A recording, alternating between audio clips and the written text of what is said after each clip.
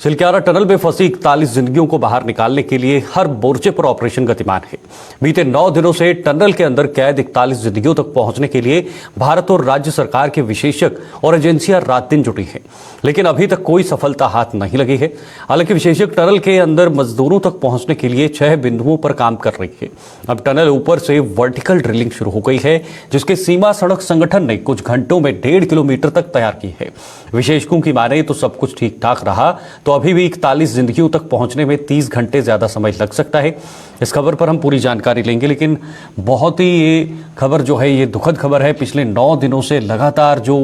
फंसे हुए मजदूर हैं, 41 की ये संख्या है, इनको निकालने की हर मुमकिन कोशिश जो है वो राज्य सरकार और केंद्र सरकार द्वारा की जा रही है, लेकिन फिलहाल कोई सफलता हाथ नहीं लगी है। लेकिन अब देखना होगा कि कब तक इनको बाहर निकाला जा सकता है, क्या मशीनें जो हैं ये पूरी तरह से साथ देंगी या नहीं, इस पर हम अपडेट लेंगे। क्योंकि हमारे साथ इस वक्त हमारे संवाददाता जुड़ गए हैं, धनराज गर्ग हैं। धनराज जी, ज़रा ये अभी की अपडेट बताइए, सुबह की क्या अपडेट थी और अभी अगर सुबह से अभी तक की बात करें तो क्या कुछ वहाँ पर तस्वीर बदलती हुई दिखाई दे रही है? जी बिल्कुल शीतल, देखिए जिस तरीके से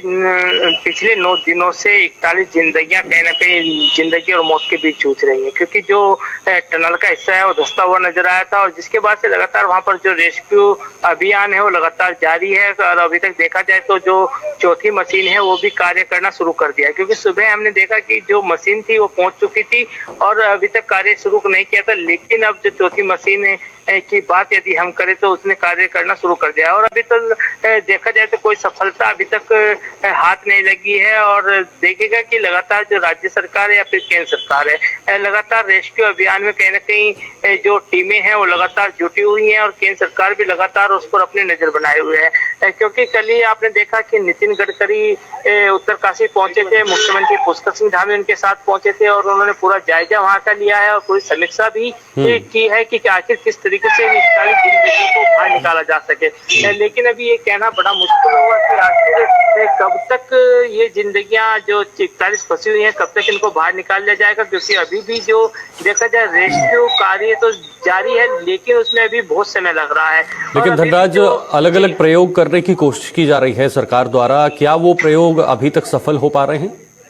जी बिल्कुल, देखिए जिस तरीके से देखा जाए अभी तक 3 मशीनें लगाई गई हैं और तीनों ही मशीनें जो थी वो विफल होती हुई नजर आई थी और जो प्रयोग लगातार विशेषज्ञों के द्वारा किए जा रहे हैं वो भी कहीं ना कहीं विफल होते हुए नजर आ रहे हैं। लेकिन अब एक नया प्लान तैयार किया गया है, विशेषज्ञ पहुंचे हैं वहां पर, विशेषज्ञ पहले से ही वहां पर कहीं ना कहीं केंद्र सरकार के द्वारा भी भेजे गए थे और जो प्रयोग अब किया जा रहा है उसमें 6 तरीके से प्लान बनाया जा रहा है, यानी कि 6 जगह से रास्ता सुरंग के अंदर जाने के लिए बनाया जा रहा है। हालांकि अभी कोई भी रास्ता का काम अभी शुरू नहीं किया गया है, लेकिन जो प्लान पूरा तैयार किया गया है उसी प्लान के तहत अब कार्य किया जाएगा और माना यह जा रहा है कि 30 से 32 घंटे मजदूरों तक पहुंचने में लगेंगे और जल्द से जल्द उनको बाहर निकाला जाएगा। तो लेकिन जो अभी कार्य चल रहा है, जो प्रकरण चल रहा है, क्योंकि उसमें भी कहना है कि अगर 30-32 घंटे हमें तब लगेंगे जब कार्य सही से हो, कार्य में कोई बाधा ना हो, तो क्या संभावनाएं हैं कि क्या कार्य में कोई बाधा होने की कोई संभावनाएं हैं जिस तरह से पहले हुई थी, खास तौर पर मशीनों के नजरिए से देखा जाए तो? जी शीतल, बिल्कुल, देखिए जिस तरीके से देखा जाए यदि कोई बाधा नहीं आती है तो लाजमी है कि 30 घंटे के अंदर मजदूरों को बाहर निकाल दिया जाएगा। लेकिन बाधाएं इस तरीके के सामने आ रही हैं कि कभी मशीन खराब हो जा रही है तो कभी मलबा ऊपर से आ जा रहा है और उस कारण कहीं ना कहीं बाधा जरूर रेस्क्यू अभियान में पड़ रही है। लेकिन जो टीमें हैं और जो विशेषज्ञ हैं वो लगातार उस कार्य में लगे हुए हैं और उम्मीद यही जताई जा रही है कि आगे आने वाले समय में कोई बाधा ना हो। उसको देखते हुए कहीं ना कहीं जो एक स्प्रे है वो भी किया गया है ताकि जो मलबा है वो नीचे ना आ पाए और उस स्प्रे के माध्यम से कहीं ना कहीं उस मलबे को इस तरीके से भूस्खलन को रोकने की कोशिश